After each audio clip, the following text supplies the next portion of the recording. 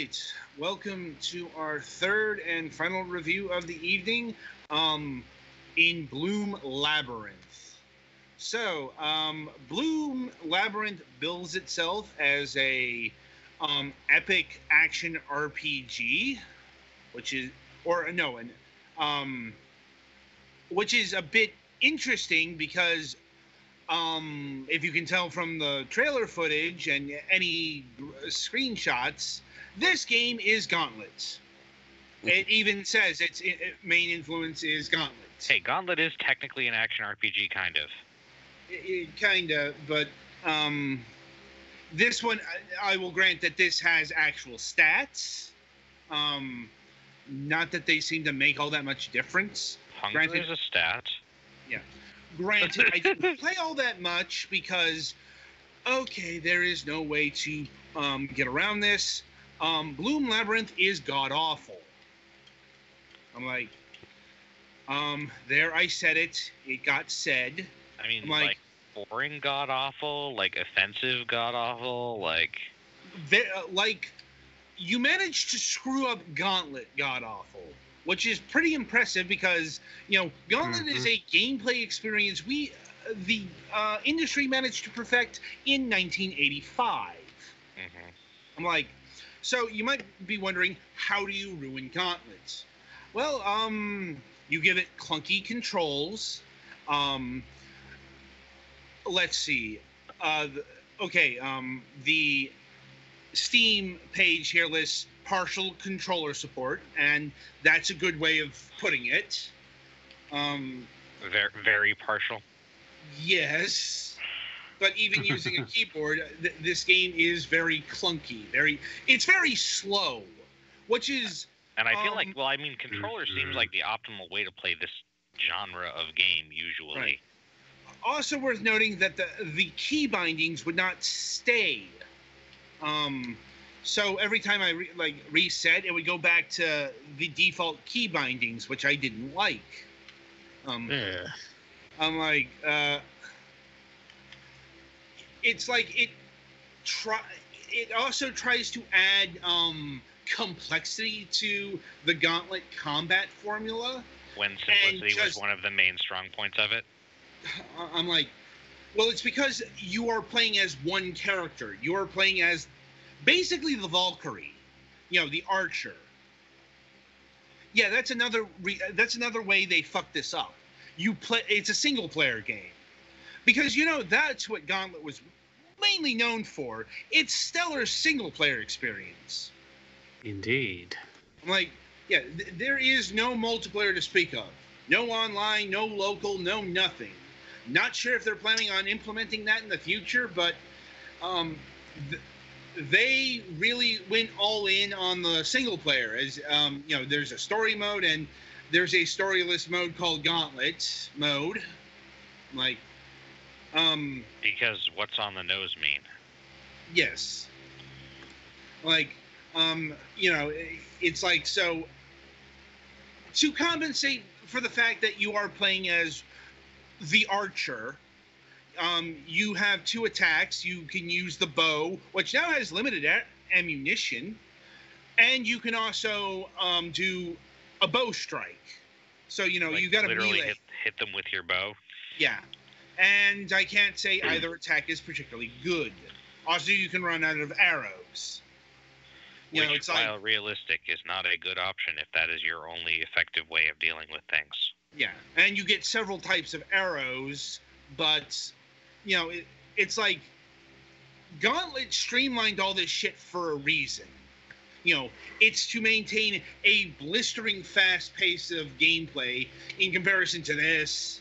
Like, Gauntlet's pacing wasn't the most speedy in terms of arcade, but it absolutely, it is like supersonic speed compared to the plodding mess that this game is.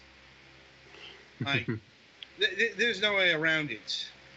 And of course, because it's still got the same general design ideas of Gauntlet, you can get overwhelmed pretty easily.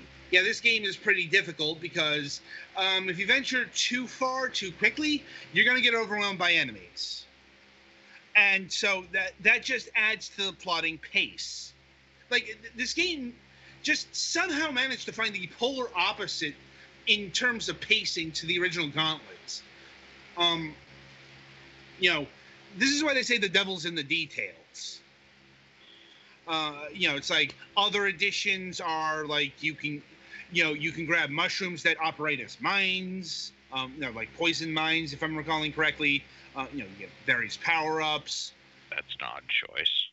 Yeah, the graphical style is odd, to say the least.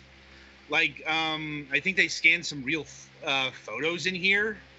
Like the character looked like they were, you know, the real pictures that were scanned in and touched up artistically. You know, so I'm not saying that's bad. It just looks kind of weird and off-putting. And you know, Uncanny Valley, basically. yeah, it's like, and the game itself, since you're going like underground, it's got a very real as brown motif. You know, a lot of browns, grays, earth tones. Hmm. I'm like, not necessarily a bad artistic choice. It's just, you know, but it is pretty bland. Then again, I guess that is something that is keeping with the original Gauntlet, because Gauntlet's maps were pretty bland in and of themselves. The music, like the music track was okay, but it's just like the one track. And it's a track that actually doesn't loop.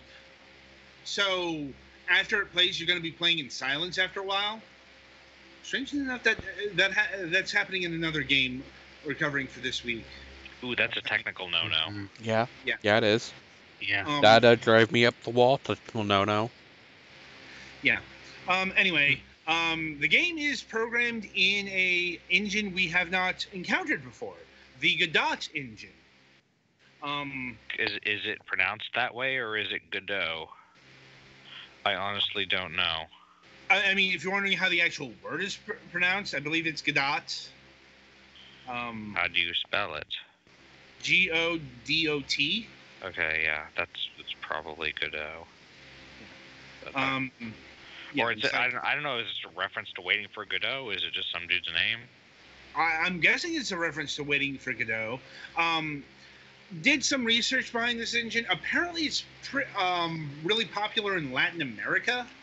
But beyond that, I don't know too much, because, well, literally never encountered a game with it before. So that, you know, seems to be, like, okay. You know, it's like, it's kind of hard to rate the how an engine works in just one game. Uh-huh. You know.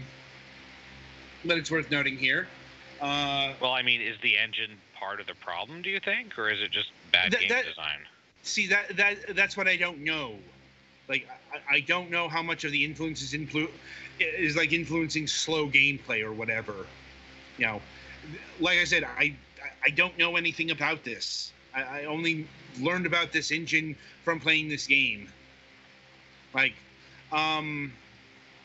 also worth noting, the Bloom is actually a franchise designation. Because one of the bullet points here is this game is part of the larger Bloom story and world. Like, do you know any of the other parts of that? Can't say that I do. Like, there's nothing on the Steam page that really guides you towards that. I'm like, you know, it's like, and the story, well, I didn't even get off the first floor. This game is that awkward and tedious to play. Pricing is coming in at $15.99. That is not a small number.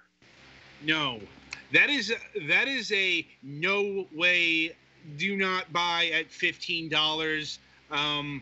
Go track down, like, just go like track down like Midway's Arcade Treasures, or you know, a version of the original Gauntlet, or the Gauntlet remake that was released on PC a few years ago, Gauntlet Slayer Edition.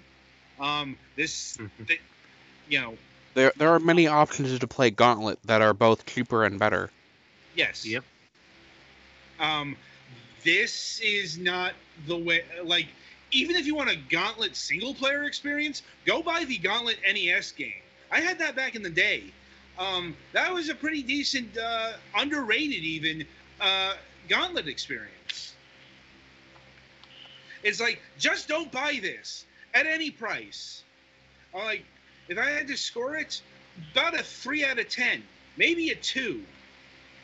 Like, it's seriously one of the worst games I've played all year.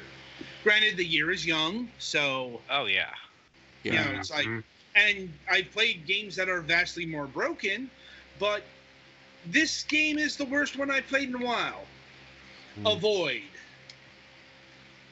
And yeah, unfortunately, that is the note we have to end on here for the Fragments of Silicon reviews.